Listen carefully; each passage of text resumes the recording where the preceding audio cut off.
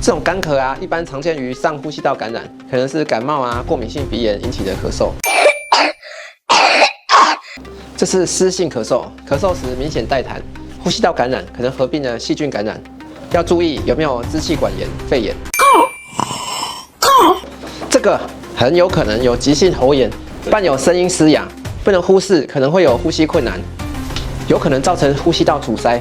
这种情况一定要及时就诊，及时治疗。这种像鸡鸣的声音，而且每次咳嗽时持续的时间很长，有可能是百日咳。这种情况反复咳嗽，伴有声音嘶哑，而且伴有喘息，那我们一定要警惕有没有气喘、哮吼等疾病。